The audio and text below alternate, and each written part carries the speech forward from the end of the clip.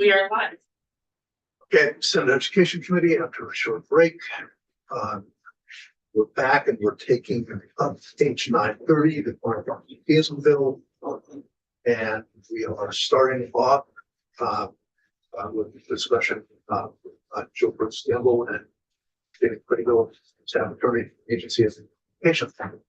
So actually, you have to say that again. Yeah, for the record. sure. For the record, Jill Brooks Campbell, Deputy Secretary of Education and Chief of Operations. And Jamie Crable, Assistant Attorney General on behalf of the Agency of Education. And I'd just like to make clear that I'm here on behalf of the Agency of Education and not the Attorney General's office. We wear a lot of hats. So thank you for the opportunity to come in, and I appreciate the work that you all have been doing on this bill. I'm mainly going to let Jamie talk about some of the background and sort of technical information and definitions around truancy versus chronic absence, why both are included in the bill, and why it's important to retain both. There's a method to it. I do want to say that in general, this bill has really clear consensus, which is great. It means I think that we're all kind of on the right track.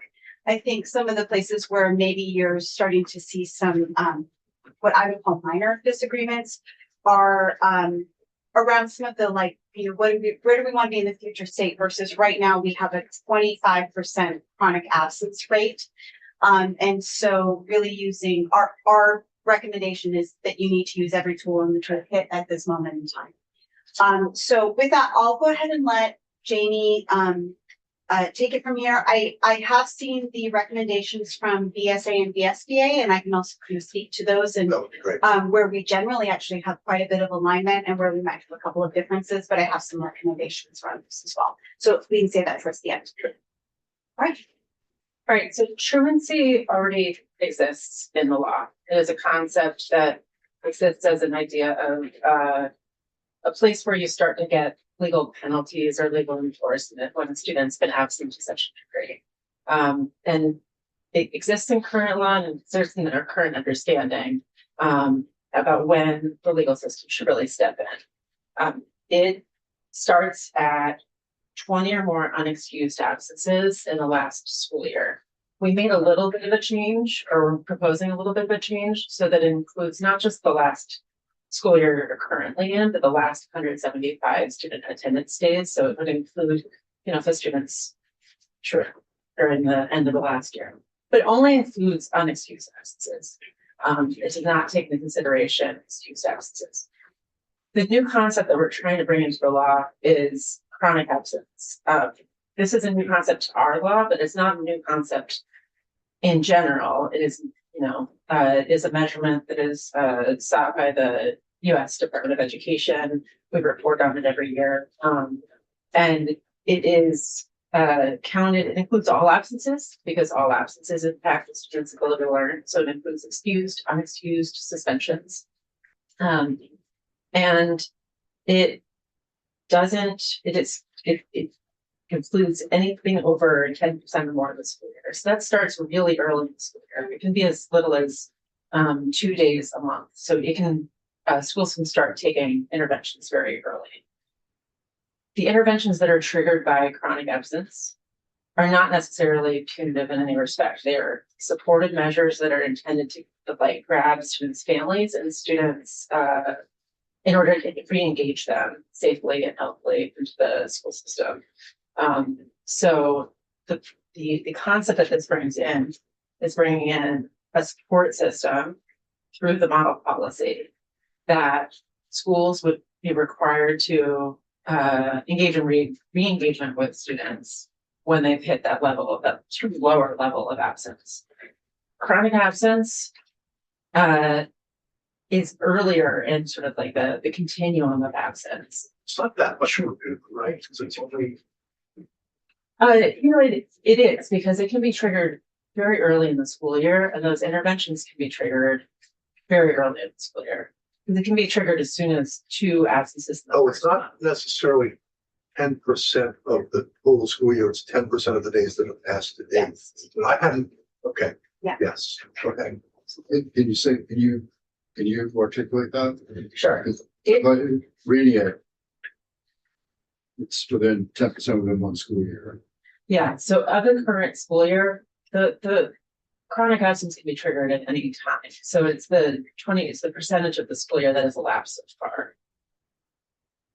So So those supportive like- measures. Yeah. Like Christmas, like Example. Christmas, Yeah, so, yeah, for example, early in the school year, you might have a student who is starting to miss quite a lot of school for either excused or unexcused reasons. Under a truancy framework, nothing kicks in until they've missed 20 days with unexcused absences. So by the time the school is sort of required to do something, we're well down the path, right? Chronic absence is a totally different framework.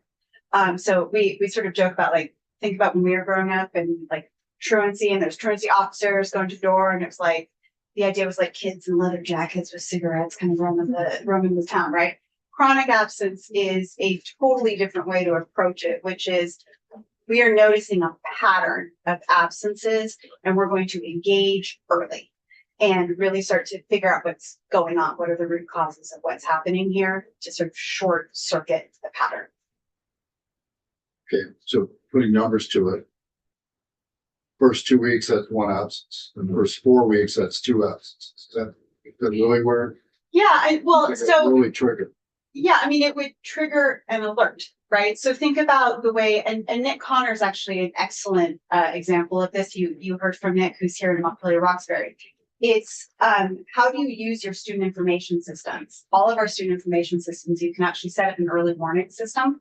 It's like sort of flip a switch, and it would start to trigger like, oh, you know what? Jill's kids have been out, or Jill's daughter's been out 3 times in the past month, and it would be a phone call. Hey, we're noticing that your daughter hasn't been in school. You're absolutely right. She was sick for 3 days. I should have gotten that note in. Or yes, she was sick, and then we went to grandma's. no, don't schools do that now?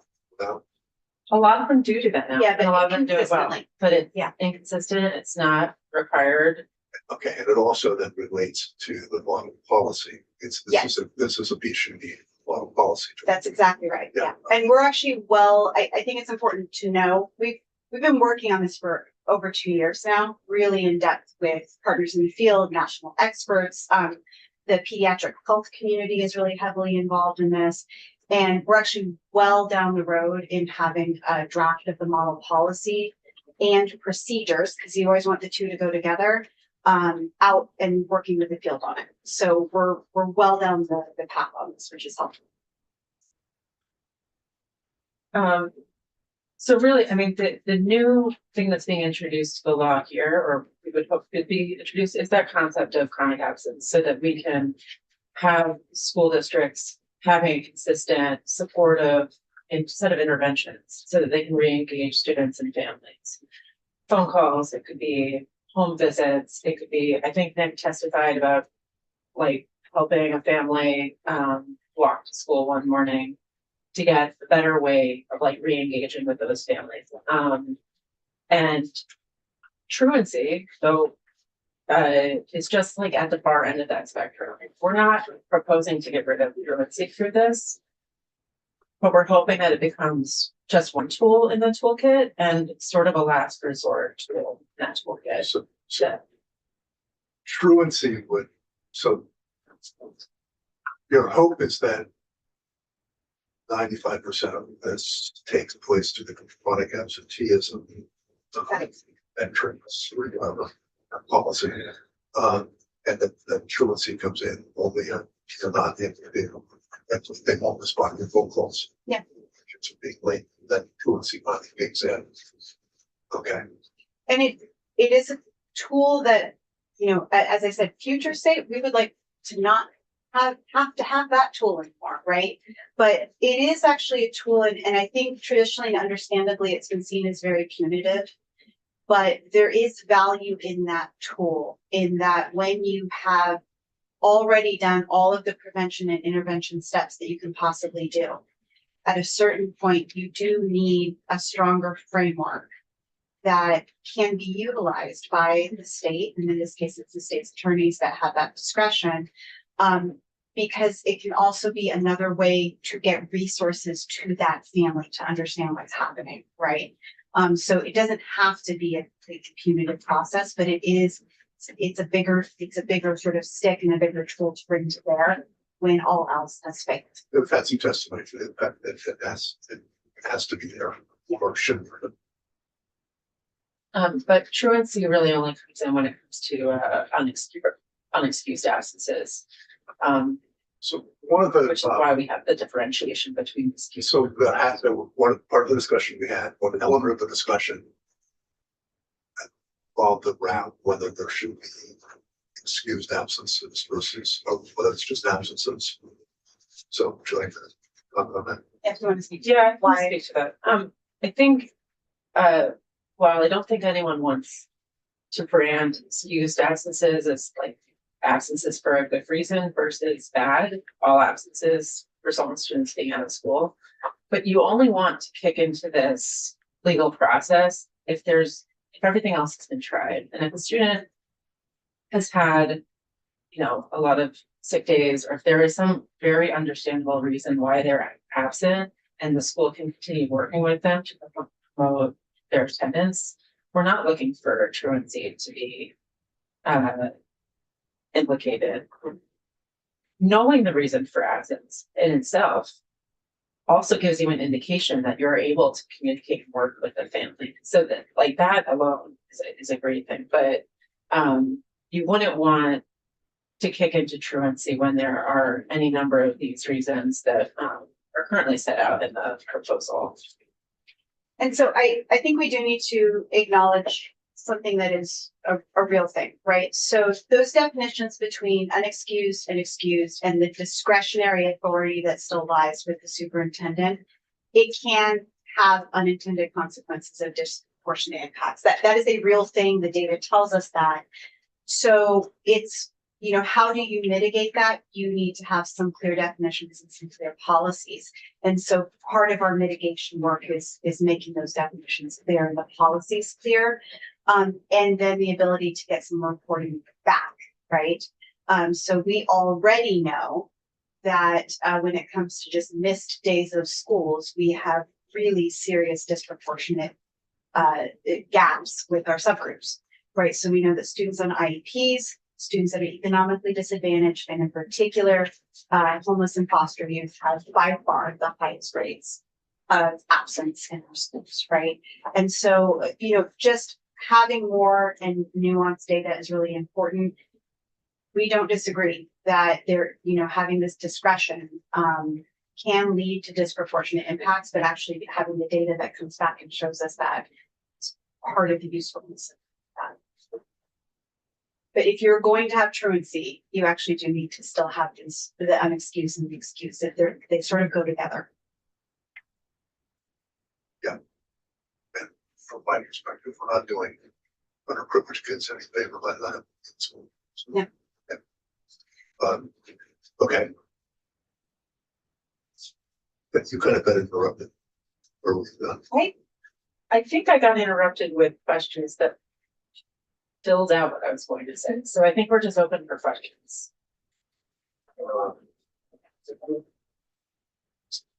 Susan. So you said there was parts of the language you didn't want if you wanna. Well, so I think what we could do is looking at the memo that VSA and VSBA sent over with their recommendations, I think actually has some alignment. So we could maybe save you all some time by saying like, yeah, I think that's a good idea. So if we look at that memo, yeah.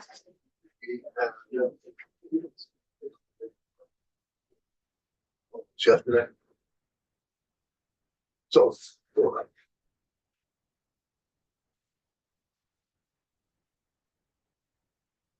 You got Naomi? No, this is from VSA and VSBA, and I guess they had learned they maybe weren't going to have time to get into provide testimony before you all maybe We just moved came on to today, that. actually. Okay. Do we have that posted? No, I had to post it on it today, there, I can post that now. Yeah, and I just got into it like 15 About minutes 12:30. before I came down. I was like, gosh.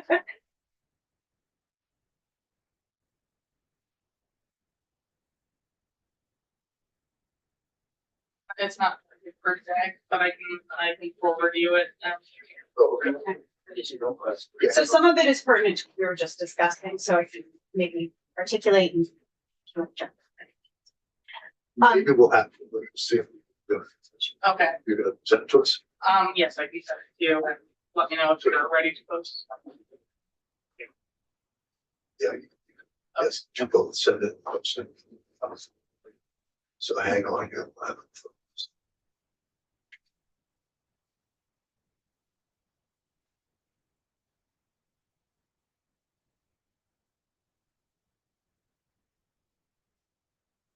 Oh, I see. I haven't.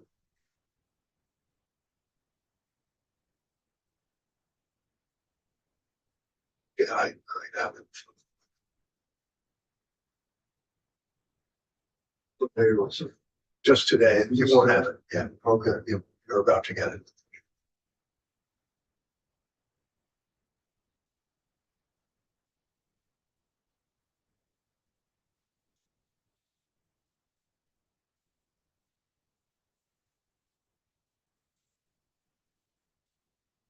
Success announcements that I'm posting online now.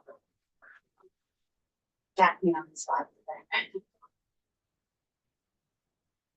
Just give it on. Just kind of.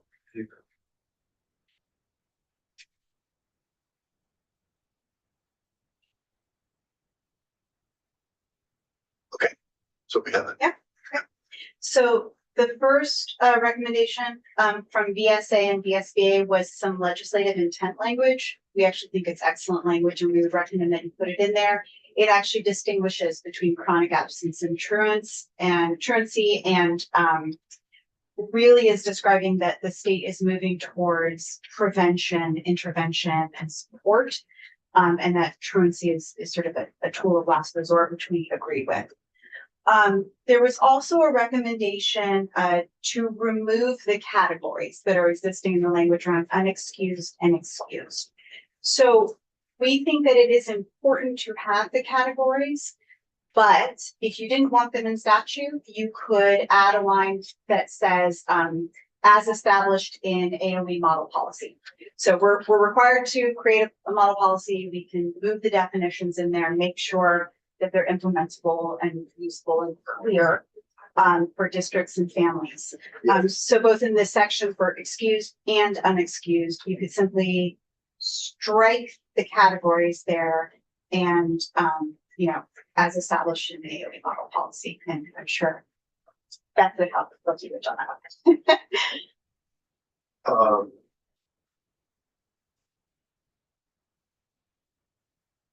That was in sections 1121 and 1123.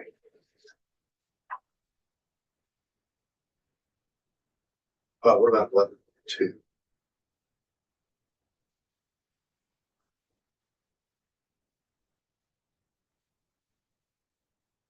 Well, we don't want to strike the middle. Let's think out loud here. I don't think we want to strike section 1, the section definitions. The question perhaps is. No, not the section 1 definitions. I'm sorry. The question really is 11.3, right? Yes. So it's the section on, so if you look at, there's a list of definitions that take place, in 1123. Those are excused absences. And so VSA has recommended that be taken out. And we would recommend that you replace it with as established in AOE model policy. And part of what's good about having something in model policy is that, we are at the beginning of really engaging in this work, right? This is a major strategic initiative for the next 3 to 5 years. And having the definitions in statute, if we are finding that they're not working as intended, we have to come back, right? Whereas if they're in model policy, we can work with the field to update the policy. So We don't have the model policy that, right? no, but we actually have a draft that we've got pretty much ready to go at this point. And our next phase is going to be working pretty intensively with all the partners we've been working with for the last 2 years. And is there anything in here, trying to think of a situation where you don't do what we want, we don't know what we want to, but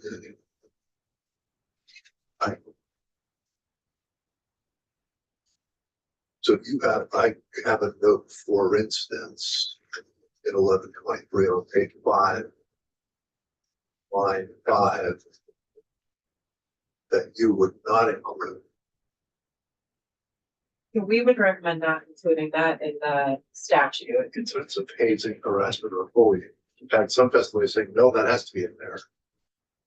We actually do not, and we were hoping to get to provide some testimony for you all on why we don't recommend that. And there's a couple other sections in here where there's references to HHB, like prevention and policy. And part of that is that work is actually existing in another place right now. We actually already have statute funded HHB, and we are in, again, major strategic initiative engaging in major HHB prevention work.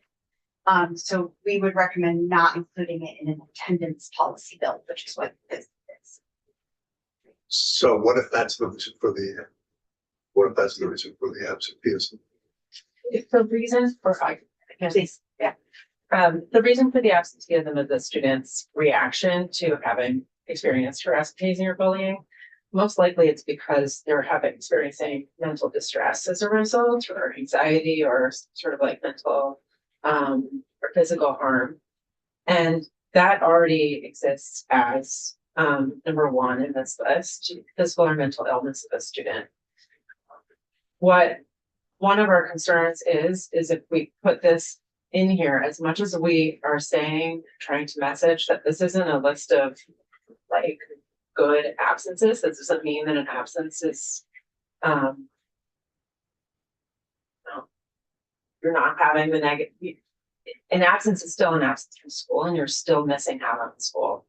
And I think we would be concerned that it would be inadvertently messaging to families and schools that if a student has been the victim of harassment, hazing, or bullying, instead of putting in systems that we already know can work, safety plans, separating students, offering counseling, things like that, that we think can work, that have been proven to work in other instances, we're saying it's just safer for your kid not to go to school. And that is not safe for that school, that student. It's not good pedagogically for that student. It's not a solution. Not a solution. And so I think we have concerns about including it because of the potential messaging issue. When there is, if the student is really having a serious hardship coming back to school, that attendance would be excused. And now we do have forthcoming testimony on this, but I'm going to preview it a little bit. I do think we care strongly about re-engaging students who have had to, who have been the victim of harassment, hazing, or bullying, or other conduct, and making sure that they re-engage in school effectively after that situation, or like in order to resolve that situation. So we're not saying, we're not trying to leave this out entirely. It's just we don't want harassment, hazing, and bullying to swallow all of the work of chronic absenteeism, which is it's currently written in the policy section later. It could, when 16 VSA 570 already requires a model policy and the prevention of harassment. Well, I'd agree with him that it would fall under 4 for mental health, because if you are being harassed or bullied, that it definitely has effect on you. So I have no issue. So in words of Ben, it's the policy choice, right? Right. And you could leave it in statute, or we could move it over to model policy. And we're sort of satisfied with either location. The agency will be definitely proposing in the model policy, if it's not here, categories that will be working with the field to ensure implementable. Senator Sheen. I know there's suggestions that HHB would be covered either in 1 or 4, the mental health or the mental illness. But is the proposal to remove all of these from this bill So that's what into the model policy? BSA and BSBA recommended. Yeah. We're saying if that's the policy direction that so they had recommended removing it from statute. We're saying in response to that recommendation, you could make that policy choice, but we would recommend that you replace it with language that says the AOE will have definition in model policy. So it's directing us to do something rather than having it live in Title 16 and statute. Because if we ever need to change those definitions, we've got to come back here and get them changed in law, as opposed to model policy, which we should be updating. Center weeks. So the model policy is section 3 on page 11, correct? Yeah. And so we would just need a little bit of language to make sure that the categories are covered in the model policy. Is that what you just said? Yeah, I mean, it could be as simple as, you know, the agency shall. That I'm not as good at this as you are. The agency shall create definitions for excuse and unexcused absences in model policy. Michael, we're trying to email you, letting you know there's probably another half hour. Is that okay? Sure. Okay. And I have a hard stop at 3:45. I have reviewed what Michael did, and you got a thumbs up from the AO on the revised language, so. What's people have? I'm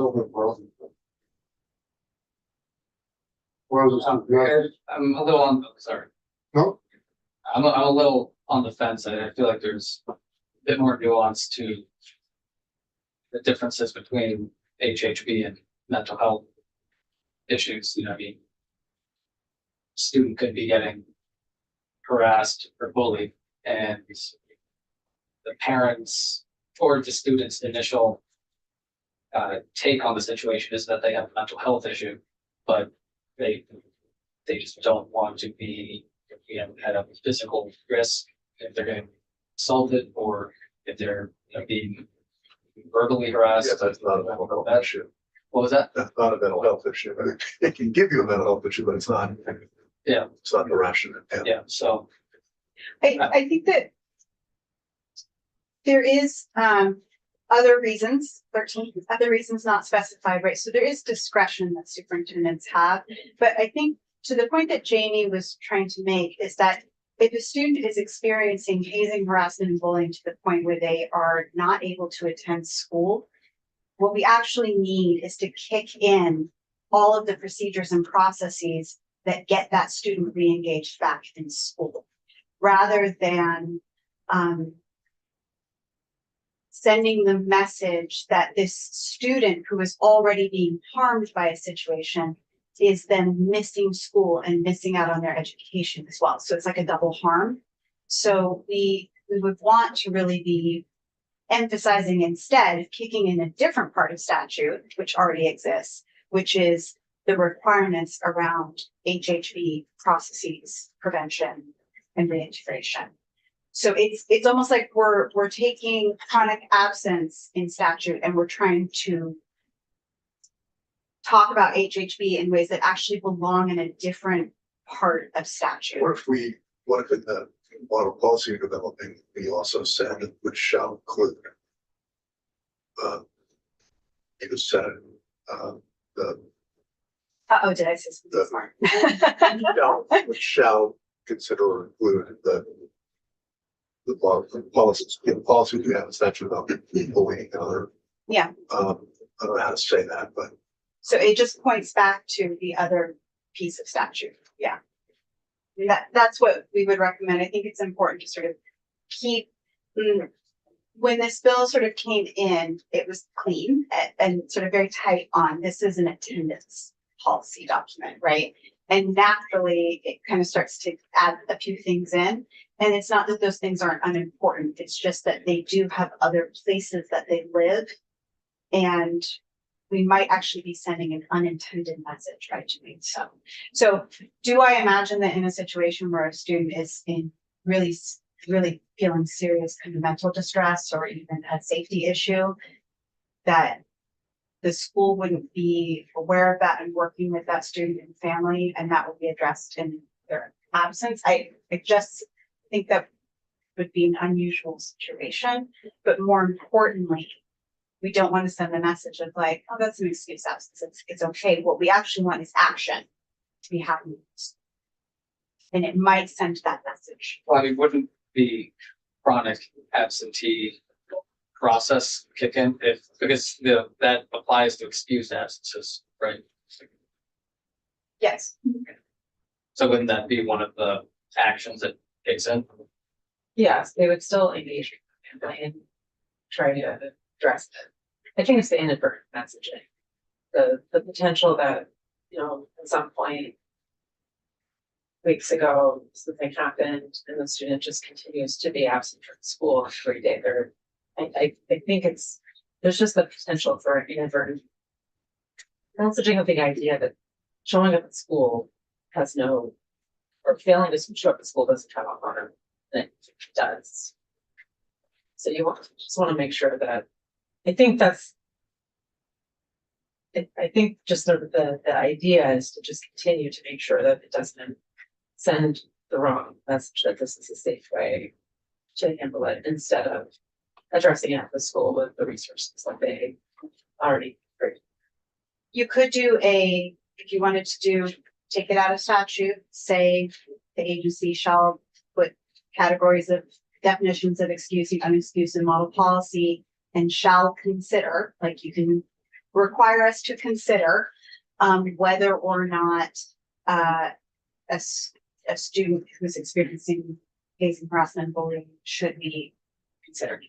And that would give us an opportunity to maybe work with the field and work with the HHB council and have that conversation and then develop a policy. So that's another option. We can shall consider us. There was a couple of other areas. Yeah, so are we ready to? Yeah. What's the thinking about this? I'm okay moving it to a model policy, but my only hesitation is if we left it in the legislation now, we could get potential effect very quickly, whereas the model policy is still another year out, correct? At least. That's the only hesitation. Right? Yeah, well, consider that.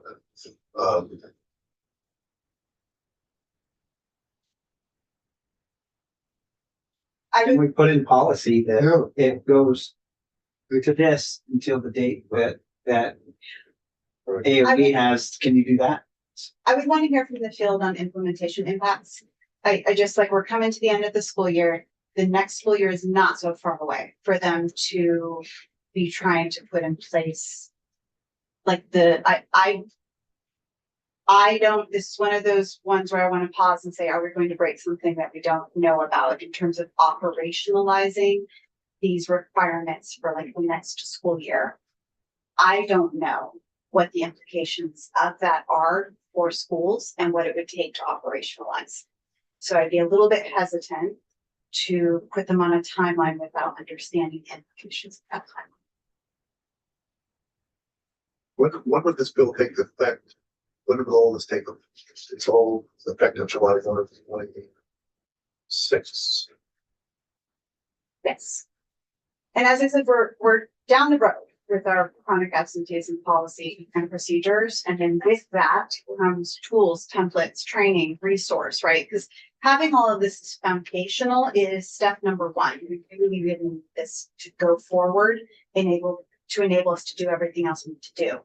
But addressing chronic absence is just work in the schools that they need to do. It's best practices, it's tools, it's data. And so getting the policies in place, the definitions in place, the sort of statutory underpinning is the really important first step. And then we've got to do like the work, which needs to go, you know, quickly and for the next probably 3 to 5 years. We want this to be a major push. We want to try and look and let's just try on that language. For that. St. James Office of Legislative Counsel, you all have a lot of faith in me that I tracked that. Am I correct in understanding that we're removing the definitions for excused absence and unexcused absence? Yes. And asking the agency to include definitions for those terms in the model policy? Is that what the committee is asking me? Yes, and then when doing so, that they consider reference to what Jill think I said a smart sentence in there, but I don't know what it was. Reference. It was reference to whether or not a student experiencing hazing, harassment, and bullying shall also be considered an excused absence, something like that. But it's directing us to consider that as part of it. It's one of the categories we must consider. So a student experiencing an absence due to experiencing, Just to the impact of harassment. on student absences. I think we have to tie it to absences somehow. Yeah, okay, so as currently written, a student's absence is excused, right? It's considered excused. And then it just says number 12, incidents of hazing, harassment, or bullying. Bottom. Oh, I'm sorry. We're talking about more than just definitions. You want to pull, I'm talking to the committee now. You want to pull the entire additions to section 1123 on page 4? Yes, that's what's under consideration. Okay, that's not the definition. No, it's the Categories of absence. Yeah, we didn't want to touch the definition. No, definitions on the front end, leave those at the very start. Okay, Let's go. so you're not going to, if we look at page 1 of H 930 as passed by the House, you are leaving excused absence, and then on page 2, unexcused absence as passed by the House. And then you are striking the list on page 4 under section 1123. And just, I'll add some language, something to the extent of a student's absence for all or part of the school day for reason, I mean,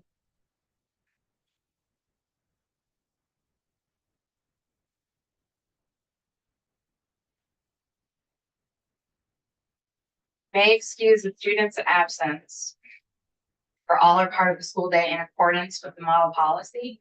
Is that what you're asking? Yes. Yes. Our policy. By.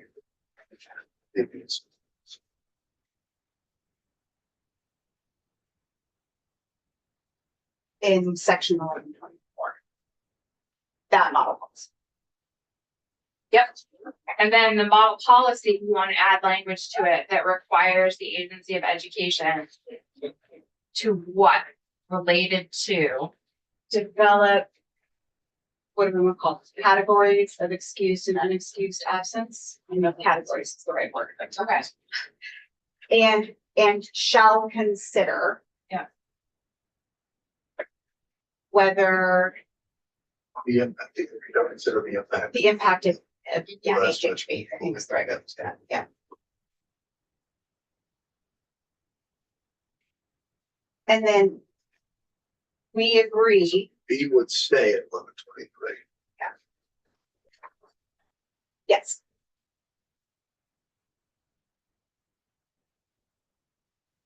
Okay, so now you're going back to the boards. Yes. and then in 1124. BSA and BSBA have recommended changing the policy from review from annually to every 3 years. We would agree with that. An annual review of a major policy like that is pretty prohibitive for everyone. And I'm sorry, that is where? It is 1124, section A, Page 6. page Line 6. 2. Okay, so then that would be every 3 years. At least annual. Every 3 years. That's pretty typical for these kinds of major policies. And then we also agree with BSA, BSBA that the section, I mean, they had said basically remove the entire second part of that section. We have already discussed it. We think the section that says the policy shall include protocols to respond effectively to bullying, harassment, acknowledging the unique aspects of each case for reentry, that is actually addressed in a separate part of statute, and putting it in chronic absence or attendance bill is not the appropriate location for it. will actually create some redundancy and potential conflict, because now you have an That's page absent, 7, yeah. mine's what? I don't remember this one. Lines 9 to 11. On It's actually on page 6, 9 to 11. Page 6. Yeah, Jill's working off of a slightly different copy. So you would delete on page 6, your suggestions to delete, starting on line 9. The policy shall include protocols to respond effectively to bullying crimes.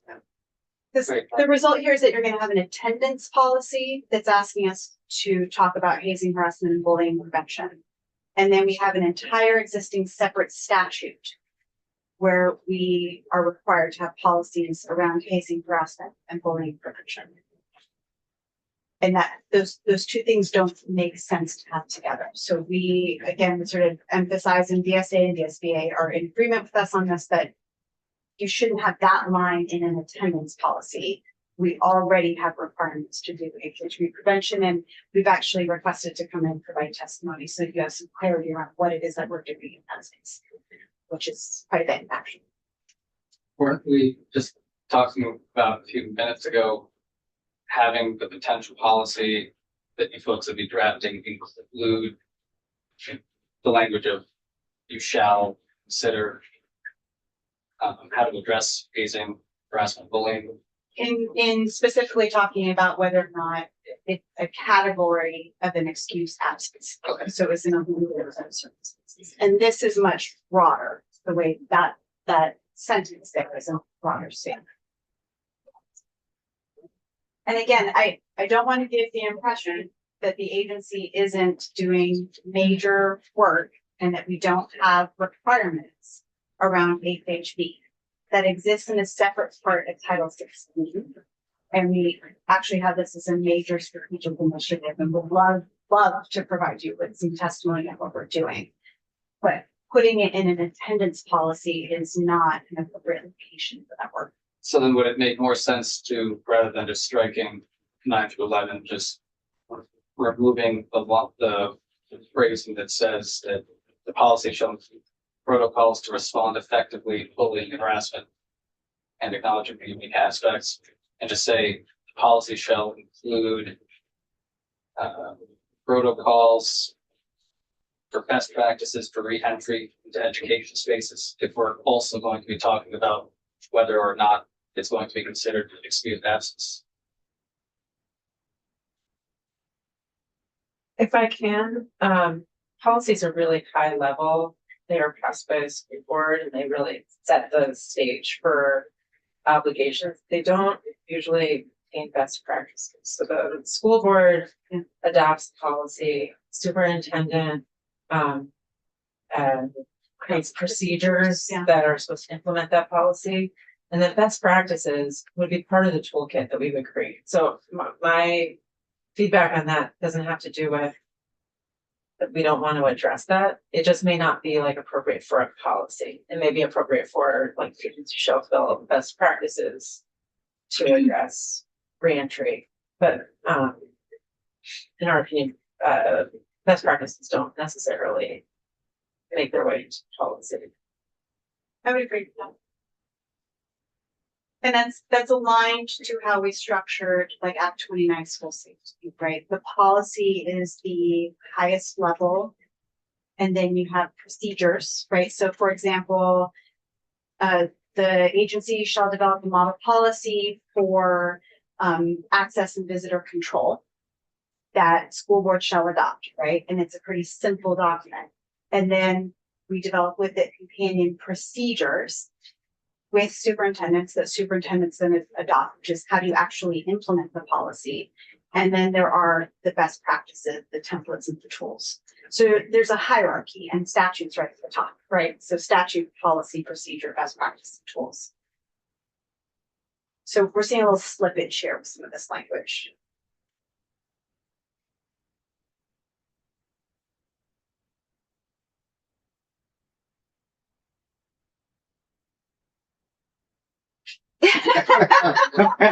Just kidding. You asked the Okay, question. yeah, this- Can I make Thank you for the- percentage on your head? Yeah. Why don't you just have them write up what they want? Well, we need to. You actually, you have most of it from BSA. Yeah. BSA. We only had one area where we Okay. didn't break. So the question before us is whether we eliminate, starting with the words of the policy on line 9, down through the end of line 15.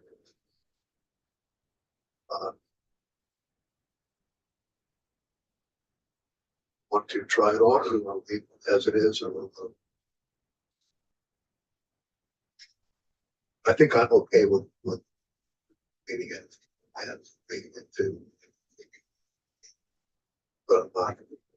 I agree with, I heard, yeah, I agree with it as well because of what they've been telling us throughout their testimony here, that it makes. But then it goes down, like you say, good to go. yeah, okay, we'll try that on. And I do think that if we have an opportunity to come back and, Yep. and talk to you about what we're doing with HHB, it will help to settle any questions because we've got that stressed sort of separately. There were only 2 places where we had a little disagreement with BSA, VSBA, so I don't want to speak for that. I don't think feel a little awkward doing it this way. BSA, VSBA had made a recommendation that in 1127, is that what that meant? Yes, they had requested a new last sentence of the truant officer shall also request a report from the Department of Children and Families. Jamie, do you want to speak to why we don't recommend making that change at this point?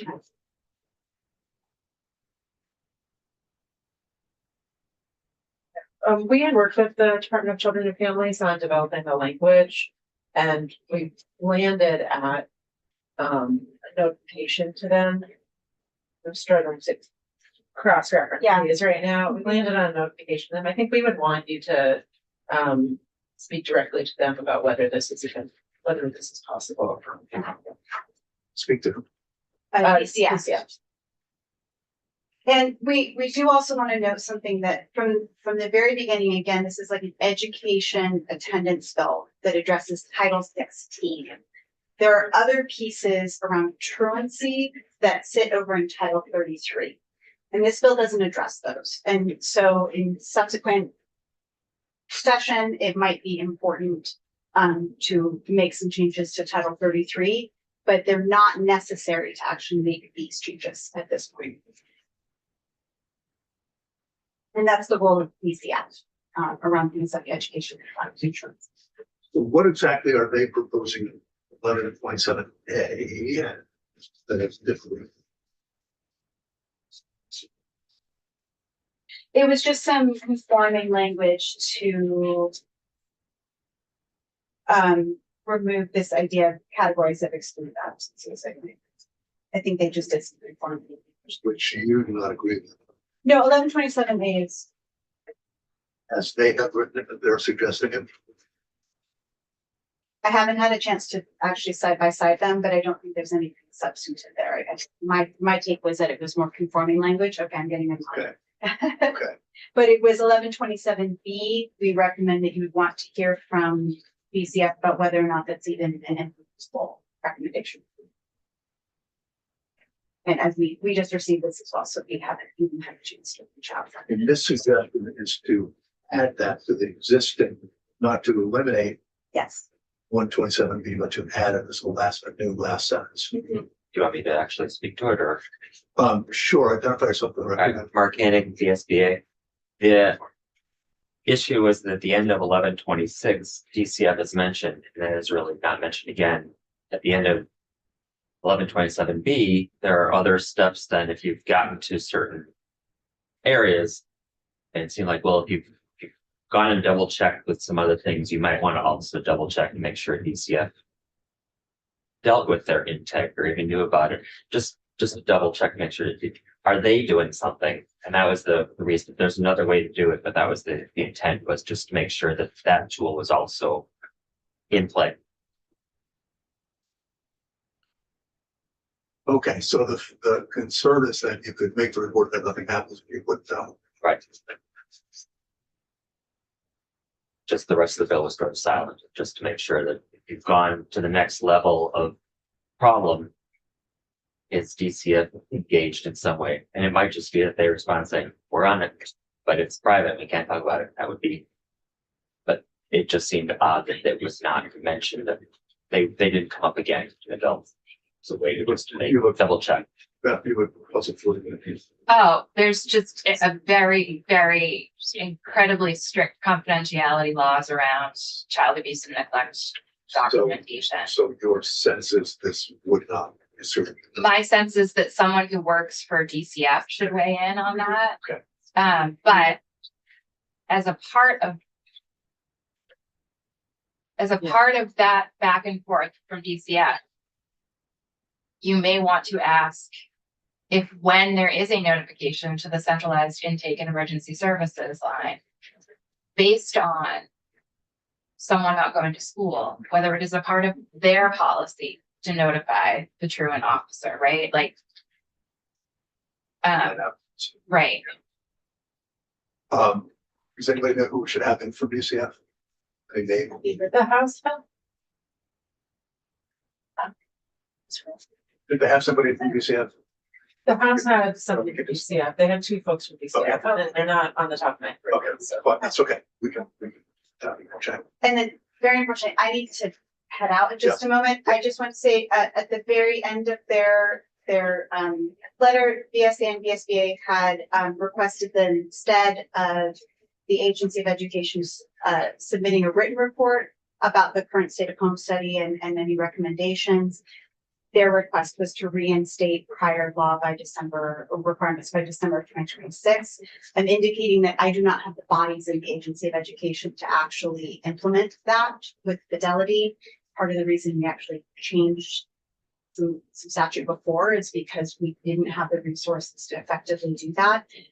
So we are not averse to the idea of taking a look at requirements around home study, but we really do think we need to have a comprehensive understanding of what's happening in the home study space, just as we've done with special education, just as we've done with kind of all areas of the education system. So we would recommend that we stick with the language as written. And I would also just indicate that if you did decide to revert to prior requirements, I don't have the staff in the agency available to actually meet those requirements. So there's a resource issue. Yes, Senator Shin. How frequently did those hearings occur? I know you may not have the exact numbers, but Home study hearings, we know that? No, we haven't. Yeah. I don't think we've had home study hearings since In 2023. or Yeah. before. Yeah.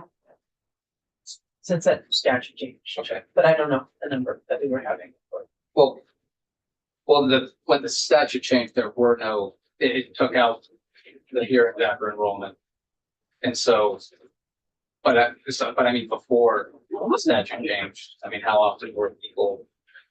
I don't know if we have that. I'm not sure. We'd have to run it down. We think we could find the information, but it was really like with COVID, essentially, we saw a huge surge that essentially opened up the system. And we don't have the staff for that any longer. So just strike Well, as written, we're required to produce a report and we agree with that language. What BSA and BSB were recommending was a return by December of this year to those prior requirements. So one is that we actually think a report with recommendations is the appropriate first step. We do not have a strong understanding of what's happening in home study right now. And then at the same time, we also just lack the resources to implement. So if you required us to do this, we wouldn't be able to implement with fidelity. I need to step out. Jimmy, can you say?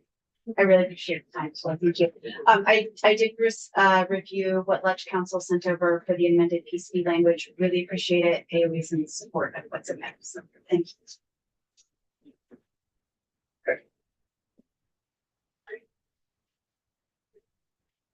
you. It's no graceful way to make this sense.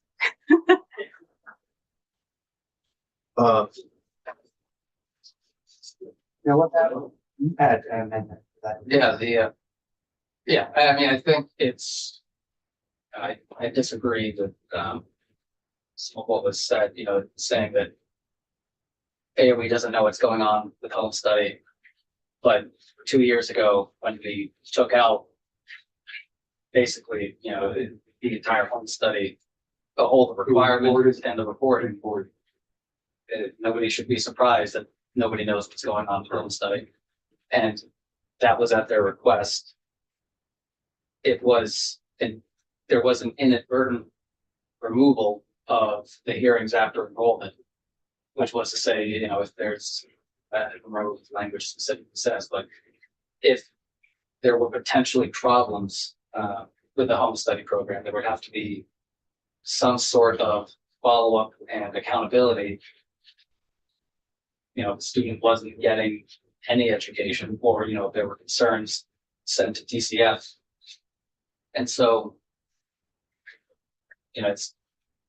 there has to be something there rather than, a study to come back asking whatever the study is asking for. So, yeah, I would prefer to revert back to previous law that we had for hearings after enrollment. It was in the miscellaneous education bill, as I mentioned, and that miss bill died, I think, in 2020. I actually have a lot of constituents of homeschools that push back against that. So you need to take it on very one. They want to be able to prove that doing a good job and children were meeting or exceeding the standards. So if you're saying that constituents who want the language that's in the bill now, asking for a report, or are you saying So, same thing as Same thing. Okay. yeah, I Okay. I think agree there might with be, him. yeah, Yeah, if anybody has a question, they have a hearing and saying, and then you can prove that you're doing what you're saying. yeah, what we took out wasn't just the hearings after enrollment, it was also this long list of curricula that people, that homeschool families were sending to AOE. As best as I can recall, a major concern / complaint from AOE was, we don't have the capacity to deal with all of this. So we cut it out. But while doing so, we also cut out the hearings after enrollment, which was that last mechanism to create some sort of accountability in the event that there's allegations that a student isn't getting any homeschooling or there are issues with DCF. You're saying that was inadvertent. That I believe it was inadvertent when we took out the hearings after enrollment, but we did intentionally remove the reporting, which documented the curricula. And yeah, as best as I can remember, it was 2 years ago. So your suggestions that we reinstate the hearing after home. Yes, just that piece. I mean, I do agree with the reporting and all that stuff, but there had, just the hearings after. You have verbiage. Yes. Okay, so why don't we just, we got as far as we got today. We have some changes that we have discussed, but I think it's kind of bad Yes, and enough to get us for another next draft that we can look at probably next week. next week. Can we incorporate the hearings after enrollment language in? Is that? Yes, Okay. yeah, we'll look at it. Okay, yes. Thanks, so, thank you. Thanks. Shifting gears, back to the PCB bill, what was, and,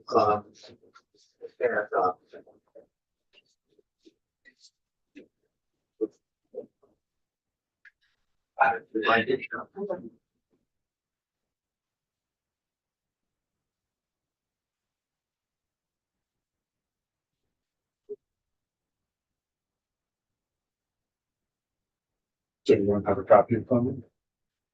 4.2, 423, 924, I guess.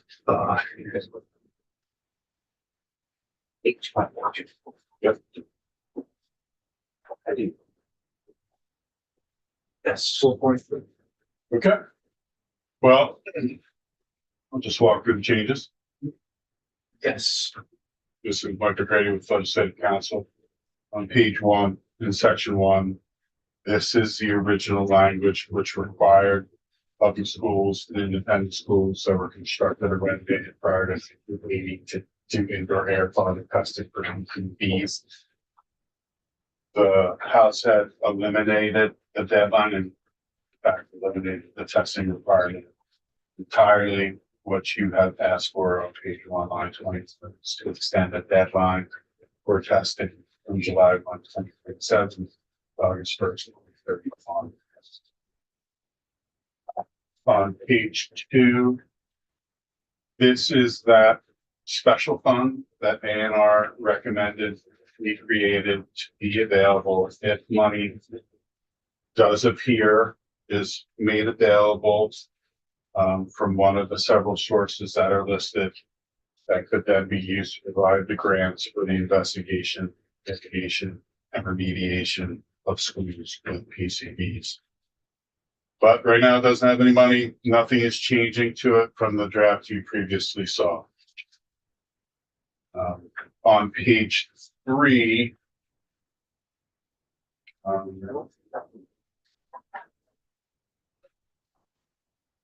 actually, something is changing. I forgot this. So when money is available and grants are available, you had discussed yesterday that not only would grants be available if PCB investigations are part of a facilities master plan, but also if indoor air quality testing of the school is initiated voluntarily by the school district, provided that the school district notified ANR of the testing and the district conducted the testing according to DEC's standards for testing. So that was the to address the concern that a school that never engages in the school construction planning process would never have the opportunity to get the grant. Now, if they voluntarily initiate and they notify ANR prior to testing, and then they conduct the testing according to DEC standards, they would be eligible for a grant. Then on page 3, line 15, you wanted language that provided that to the extent that funds are available, grants to school districts that are required to conduct investigation, mitigation, or remediation of PCB contamination in a school shall be in an amount sufficient to pay for 100% of the cost at the school of investigation, remediation, or removal. Now, that's already in session. That requirement is in session law. You'll see later on in the bill that I would repeal that session law. It's just moving it into statute and making it more transparent as part of this grant program. But this language is already in session law, already applicable for the school facility test in excess of the DEC action levels. On page 4, in section 3, you're now in the school construction project construction aid section. And as Jill and Matt discussed yesterday, they wanted this to be part of the PCB testing, to be part of this application process. And you will see on page 6, line 21 and 22, one of the requirements in your preliminary application for school construction aid is if the applicant school district is applying for construction aid for a school building that was constructed or renovated before 1980, the applicant has completed indoor air quality testing for PCBs that was conducted according to the DEC standards for testing. So if you're in the master planning process, one of the requirements for your preliminary application is if you're a pre-1980 school, you have to show that you have done PCB testing. Page 7. Is that all? Is section 3 is not all there? It's all highlighted, but some of it's. There was a different version of it in a previous draft. Okay. And so that's why. Okay. If you did you were in Matt's original A&R proposal, they were amending 16 VSA 3445. That came out in my draft and then went back in after yesterday's conversation.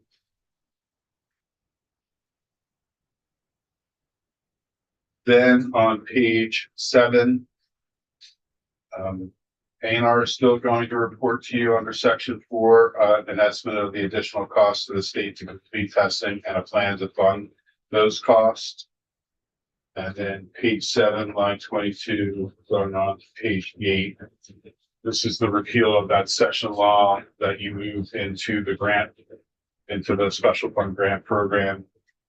The 2023 Acts and Resolves number 78, section C112, B1 and 2.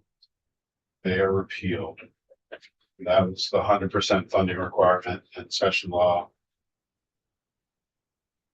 And then page 8, line 5 and 6, and the effective dates. That school construction application process, that entire section doesn't go into effect till July 1, 2026. So amendment to that, which you are making here, making the PCB testing a requirement of your preliminary application. That takes effect July 2nd, 2026. So this bill is not going to try to somehow modify the effective date of 3445. It's going to go into effect on July 1. But the change in this bill of 3445 goes into effect July 2nd, 2026. And then I'd recommend changing the title of the bill. Right now, it's about terminating testing of schools in Vermont for PCBs. And that's not what you're doing. Have a suggestion. An act relating to testing of schools in Vermont for PCBs. Oh, there, okay, yeah, okay.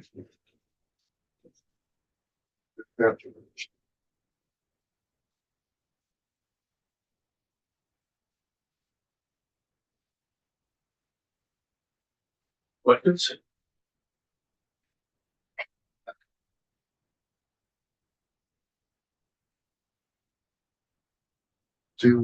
So Matt and Jill have both seen it. They did not ask for any edits.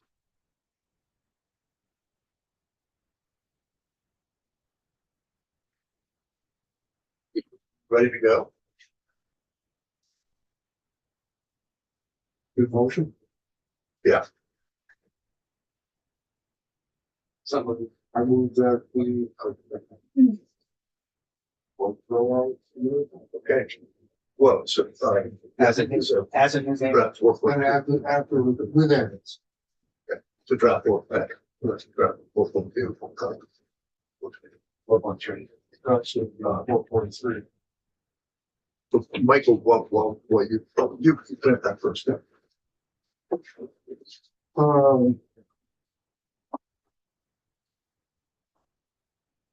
Senator Hashim, Yes. Senator Huffington, Yeah. Senator Rand-Kingston, Yes. Senator Weeks, Yes. yes, Senator Palmer. Yes.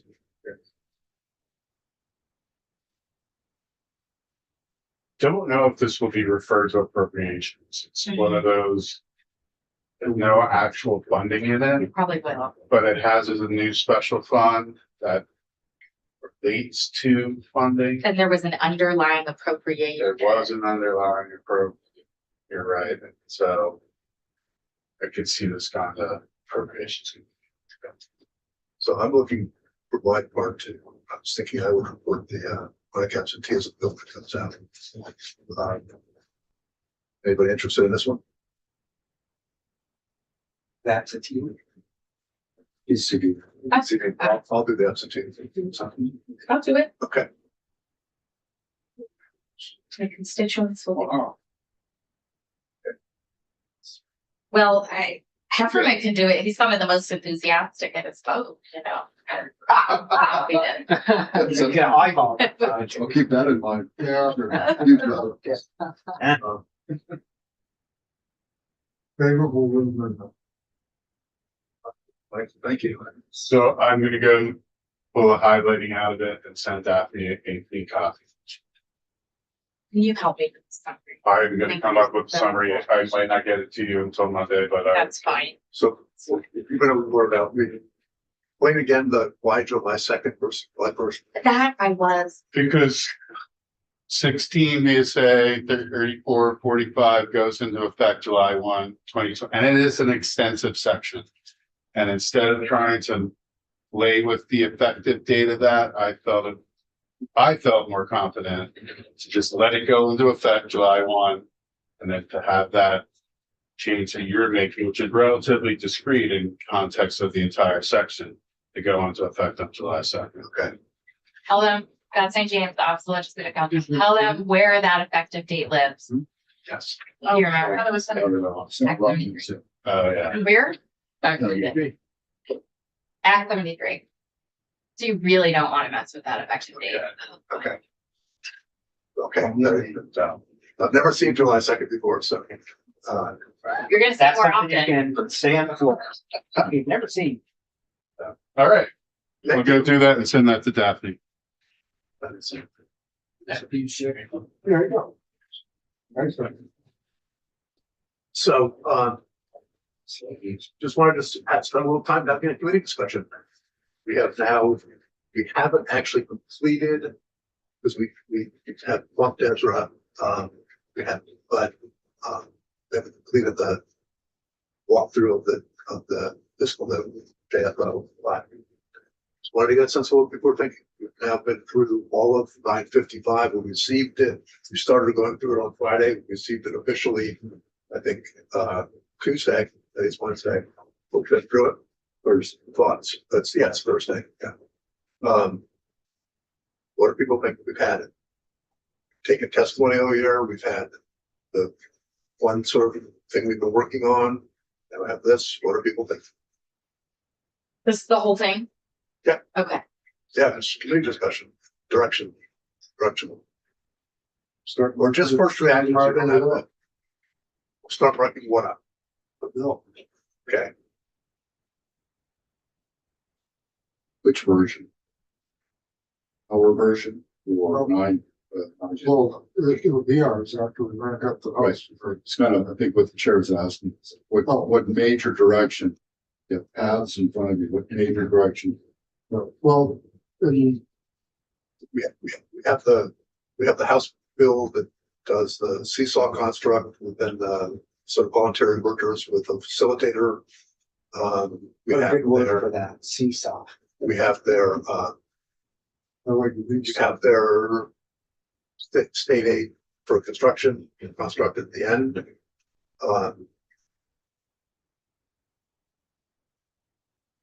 What, we don't have to, we're not making a decision, we just kind of, feel free to think out loud. Well, a lot of people watch us. Well, I heard Well, that's true. when she started going through the bill was the same games. So, well, I know you guys are planning on striking all, and I heard parts of it in there that I like, some parts, not many. Okay. So you've got some parts you like, so you're thinking about I how, mean, yeah, but perhaps merge them. rather than reinvent the wheel. I don't see it saving the state any money. I'm not very happy with it for the version that we've been working on. There is some aspects we might be able to pull from it into our bill, but frankly, I do not see how it's gonna help with Vermonters. So I prefer us to keep working. So Richie, I think we should probably get a bit more clarity and details about CSIS. We have heard that they are the model that saved by Japanese groups of businesses, but I mean, I want to know. I want to see specific examples. And I know we've heard them a couple of times, but frankly, with the barrage of information that we get from everything, it's challenging for anyone to retain every single thing we use. okay, Hearing getting a refresher about CISAs and the specifics, nuances, how they have worked. There's one in Southeast Vermont. Let's hear about that again. Yeah, so, That's what you the- had actually mentioned, well, you and I had a quick discussion, about having this superintendent. Cheryl Charles. Cheryl Charles So, sure, and Sherry Sousa, I think. because they've done a season. Yes. They, So let's talk about getting the both in. and Jill Graham, who is the CISA director for the one CISA. Hang on, let that. I can forward the email Okay. with all of this from We Cheryl. want some names of people we want to hear from. Does it maybe make sense that they do this? We maybe have that gives a refresher of that statutory refresher of what CISA is and how it works. It's, Well, same thing as a post. well, And our definition should. I think, I will say, I think Beth did a great job explaining it. I think I'm looking at Jill Graham's PowerPoint and it talks about what do they do in New York and how do they function, because, I mean, we're gonna have to either dispel myths or explain to people like how they would do special education versus transportation versus. Yeah, I'm different- thinking the same, I'm thinking we get. And their slide deck Get some does real that. testimony in. Yeah. About how they work in practice. Right, What experience people have had with them. right. My only thought was we're just getting a quick pressure before we start on the same day. Yeah. So why don't we think about, among other things, spending a good portion of the day next week if we can get people lined up. Really fully understanding on the ground how they actually work, And what the experience has been. And I think to add value, these are one supervisory district, one supervisory union that are both part of the same CISA. So they can be really effectively layered on top of each other so that you might have instructional leadership over 4,000 kids and supply sharing and resource personnel sharing across 8,000. So I think what we might hear is that both could be helpful. That's kind of the direction I think I would be interested in going. So Daphne, are you getting names as we're doing this? I emailed Daphne the 3 names and they're somewhat represented in the email I So forwarded. that's Cheryl and so. Sherry Sousa, Cheryl Charles, and Jill Graham. And their PowerPoints that they presented. Charlie Wyndham District, Yes. something like that. She's been in here before. Yeah, okay. So what else are people thinking? We continue to go second closest. Yeah. See, so I fully understand. I'm not sure I need a refresher, but a short refresher would be potentially appropriate for BOCES and seesaws. But I think that if we all agree that BOCES are a useful tool for the future, that that's a business aspect of education. The leadership aspect of education, I think dovetails right on top of it. Whether it's 5 BOCES districts or 7 BOCES districts or whatever it is that we've seen over the last year, that they're both, if you think a business aspect is appropriate, the leadership aspect should be imprinted right on top. I don't think they should be 2 separate entities. And I think, in fact, it would create a bit of conflict on who's making policy, whether it's the BOCES or the superintendent in a particular district.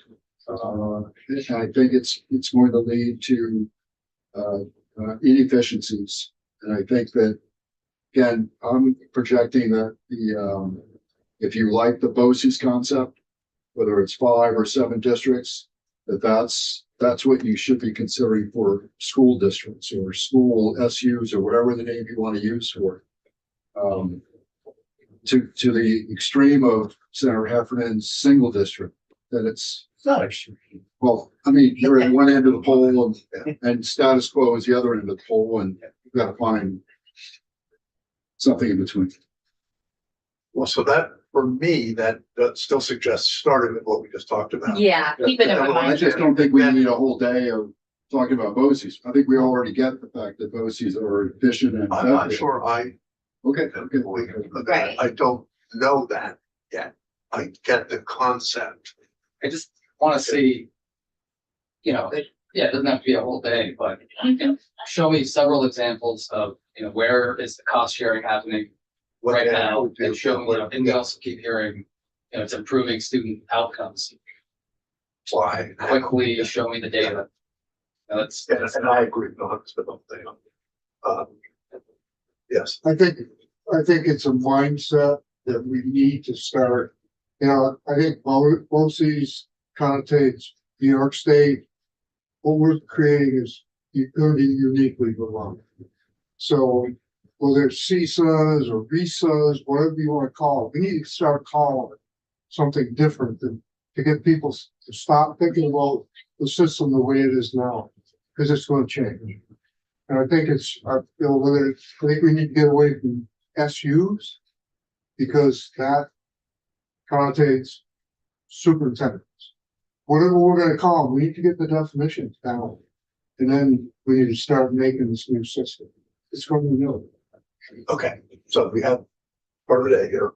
And what, Well, I don't know this for sure, but here's what I think might be helpful from Beth, because as I tried to talk to other senators, I heard that some people believe or that in statute, a supervisory union can't own property, a CISA can't do special education. Like there's been these interesting questions about what I mean, I don't think that has to be a hard and fast rule. I don't know if that's how we've created it or what it looks like nationally, but in that they serve different functions, they also have different roles and responsibilities. And that's where I've run into problems in conversations with folks where they're like, well, a supervisory union can't even do that, or a CISA isn't supposed to do this. Oh, you know what, Ken? That's in the definition. yeah, like S's that are all for the, you know, business fashion that will be unhealthy. But Beth, does that make sense? Is there some way that it's like, right now, how we've written, some can do some things and some can't do something? Yeah, South St. James Office of Legislative Counsel, each of these, a school district, a supervisory union, and BOCES are all creatures of statute. You've all made them up, and you all decide what powers and duties they have. And they all have different powers and duties. Right now, In the, Yeah. right now. yeah, but But we can transform that, correct? Yes. so I think understand, going just a quick reflector on that. Yeah, I need that, like all Already three, on that. yeah. Policy followed by these three witnesses.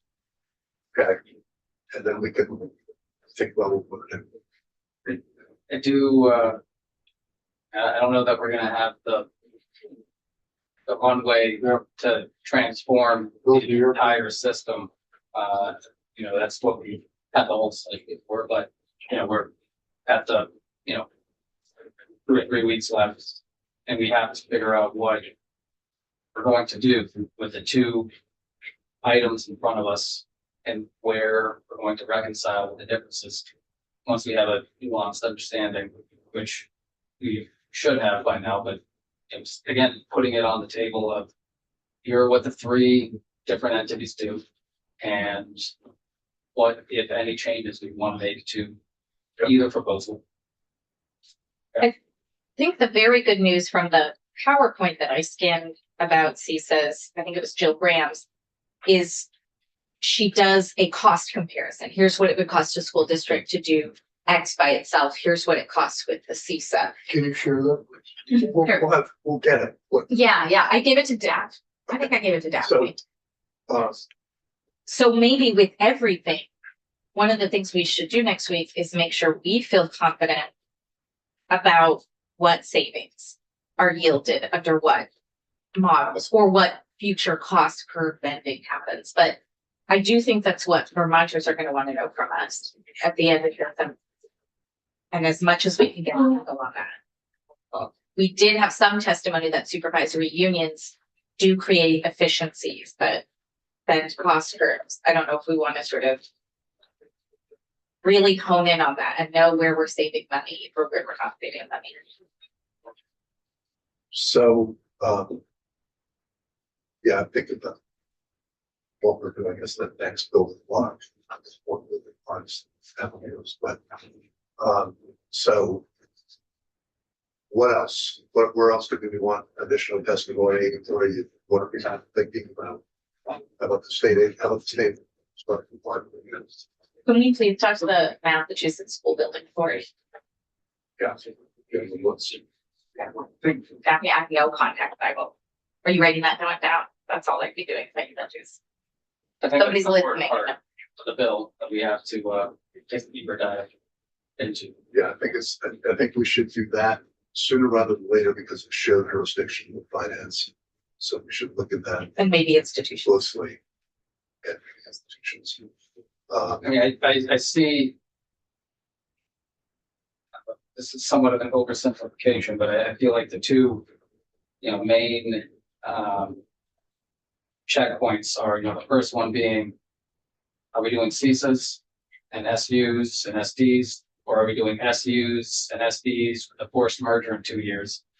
Or are we going to figure out something in between? That's the first checkpoint.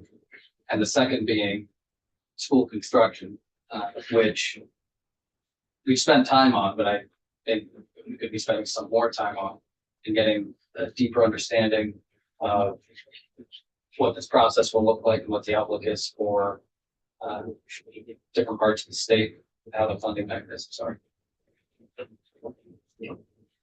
So how will we do that? How do we get at that? It's a great question. I asked the question to somebody who was on that task force for the redistricting. Did you ever come up and have occasion to say, gee, if we just had a high school right here, or NPC, yeah? Yeah. Couple times. So we could do the same thing with CTs. Yeah, I would love to talk about school construction. I just think there are other states that have spent the last 20 years figuring it out, while we have not at a state level. So it would be nice to hear what they do, because you need a very different set of experts that can help you with traffic patterns and school construction at the actual buildings, not just education policy. Well, I mean, I think we do have we do have a plan on how to address school construction kind of laid out in front of us. Wait, what do you find? In the pilot paper that has the joint fiscal note in which talked about the supplemental district spending, the state aid and the bonding. And so, so that's the makings of a plan. Start with language in Act 73. This is supplemental Right. language in Act 73. It's absent, certainly, right? They don't mention a lot of it. Other than the fact that I think we mentioned that if a district doesn't spend the money that they get from the foundation formula, whatever they have left over is back into the school construction fund. And I never saw that right. They reached something that was the plan. So how are we gonna form the school construction? Because I'm looking at it like this is gonna be a world-class education system. People may want to come here to partake in it, which means we'll have to make some capacity for more students eventually. Okay, so we'll have John back in and remind ourselves what is in school construction and 73 as it is. This get ourselves their mindset in. We'll have the person in Massachusetts Authority and think about where we want to go with the language in front of us or whatever on this function. Okay.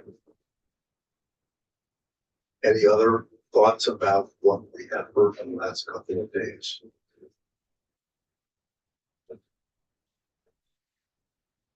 I'm going deep on the tax policy side because We're not going to do that that. I'm just saying that's. We're not, the Kirby section, we're not here, we're not gonna do. just know that That's fine. very important to me. Yeah, based on lessons learned from last year this time, I'm curious if anyone knows what will survive the next couple of weeks. Like, you have more insight than we do on what the majority party will accept as a compromise with the executive branch. I'm just curious. I'd hate to repeat what we did last year. It wasn't just last year, it was Well, in particular, last biennium. Well, we have bipartisan agreement that we would hate to do what we did the last couple of years. so my question is, Yeah, what could survive? Right? What's the compromise? And I know there's all kinds of conversations going on about that topic, and it would be a better use of Put out a time. bill that's gonna survive. Yeah, to at least understand what the acceptable compromises are, or where the friction points are, as opposed to just getting the entire effort And I'm put not, into the I'm bid. not in favor for change just because it's change. But if that's what we have to do to make this survive. I think, we have to figure out, we're not gonna be able to tiptoe around the question of what governance structures we agree on or disagree on, because I suspect there may or may not be agreement or disagreement on CSIS and whether or not we follow that idea, or whether or not we have forced mergers after 2 years, or if we change that timeline, or how we're doing that. So I think the sooner we are able to resolve and determine where people are on these different structures, I think that's going to be, that's really the main hurdle. Yes. I think we need a decision maker in AOE. Fleshing this out. Not necessarily, at least somebody who can go back to AOE and say, get concurrence or, I think I disagree with everything we're doing on this bill and the other bill. well, then. We're the decision If makers. they're in here, we'll know. We need somebody in here. You're simply saying it would be nice if AOE had somebody. and they could hear our thinking as we Correct. go, and if they Correct. have a different suggestion with Yeah. the state I think it's important because I see them playing a lot bigger role in the governance part of this. I really do. could be. Yeah. I think, so. Although we were looking at setting up a lot for next year's conversation, as I go deep in with JFO, I think what's really critical to remain, like, the thing I have to keep in mind is the tax fairness that the tax fairness and the tax certainty that we're trying to bring to people only happens if we set a finite amount that the education fund expends. If that, like, we should probably look at greater income sensitivity. Many states are starting to look at how much can people afford of their income overall, or their tax bill, or their property tax bill, their municipal tax bill, etc. They can go in many directions that affect education policy, right? California, your tax bill can only go up 2%. None of what we do actually will matter unless we say the education fund is a finite resource. As in the foundation. I'm gonna say the foundation formula, but whatever these conversations yields that are like 2 years of talking about CSIS, etc. The foundation formula could drive some of those conversations more than us saying we're getting you a facilitator. I mean, I just want us to be clear that, like, the only way out of the woods is an education fund where we know the exact amount we're talking about every year, because otherwise the pressure valve will always be those at the highest end of the home value spectrum and the income spectrum to just fill the rest of the bucket. And this is gonna be, it's gonna be a living document. I mean, there's gonna be trials and errors. You know, maybe the funding formulas will have to get adjusted. But we need to build that resiliency in the plan so that we can adjust it on the fly. We have to. Right now, there is a foundation formula, schedules to go into effect, there's some contingencies. I think about, you know, what we're talking about, I think, certain, what we're doing. So That's a departure from the norm. Because people will, basically, they need what they need and they get what they want. They need to put that out. That's what it's gonna do. When we look at like the gray matter in our map versus the supervisory needs of consider. I'm not positive of this, but it would just be nice to see if there's a way to build flexibility in different parts of the state for different models. A CISA could do very well in Chittenden County because it's an easy place to share resources without making everyone pay the same amount for teachers, et cetera. Like, you know, with leaving some other the factors will have a raise cost. So we could look at, you know, choose your own adventure based on what will actually save money. And not disrupt your ecosystem. So trying to have like really flexible thinking about these areas still do know best what would save money and what is a no-go for their communities. Do we know who's looking at the teachers' benefits and wage stabilization of this formula? Because I think that, you know, we're not gonna see enough savings just by cutting out administration.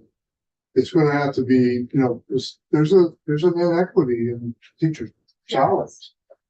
Benefits are pretty much standardized because of the bargaining body. I think AOE really needs to flesh that plan out. I think JFO should be. Okay. JFO is, so I think one of the interesting things is, for me, it's hard to separate out education and finance policy sometimes, right? Like if their Ways and Means put in a piece that says we're going to look at the cost of living in different parts of the state as part of the foundation formula. I don't necessarily think that's a good idea while we don't have enough housing where people work. So we might want to understand the new study work of the foundation formula that's been added and what's happening with the foundation formula study, who the consulting group is, because I think we need to make sure we know exactly what data we're getting next year and how it's going to inform our decisions next year. And that was, you know, a big part of what they've asked for, and we might want to ask for different things or be aware of what was asked. So you want to have JFO to pressure us on that? What's going on with the foundation formula process and what was added in 955 or subtracted, but I think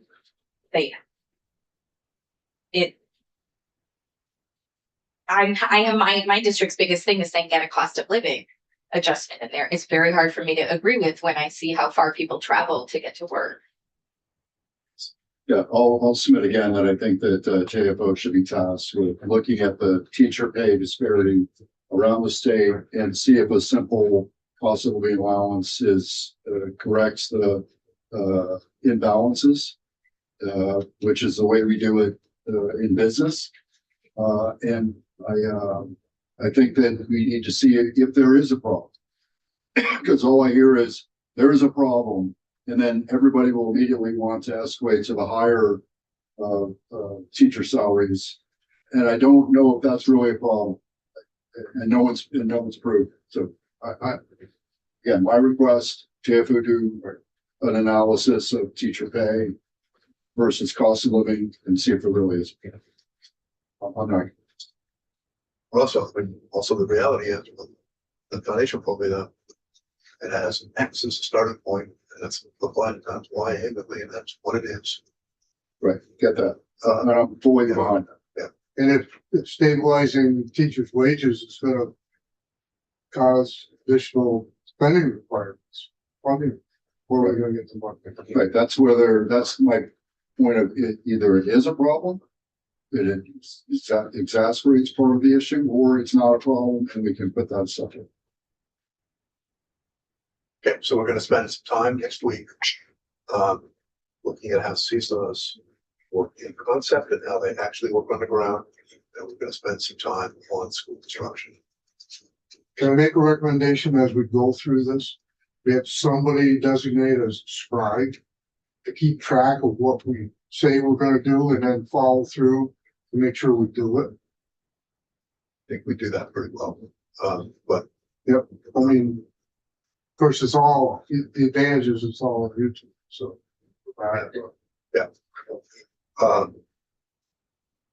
okay, other thoughts? And I think your notion of we're gonna do some fundamental decisions. So let's start with getting into having those discussions on CISOs and how they relate to SUs and SDs and then school construction.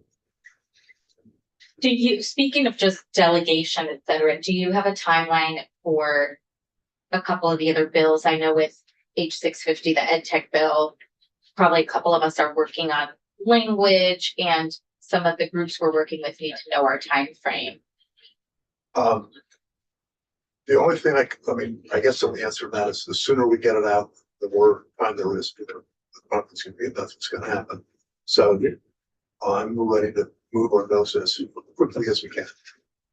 But I think the chronic absenteeism bill is a critical piece of legislation, and I think I want to get that having her. PCBs we just did. You ready for that? We're given the time when we're ready for the next chapter.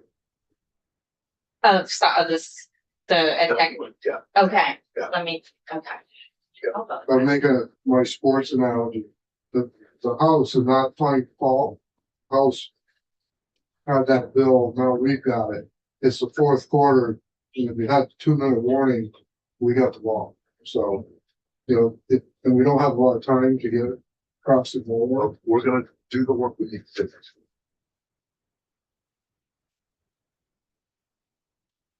Taking a ton of testimony over there, got a lot of background built up. And we know the direction we're headed, and we'll see what we can do. We've had it, as you said, we've had it for now 2 days. Right. So Yeah. we'll go to work. Mhm. Okay.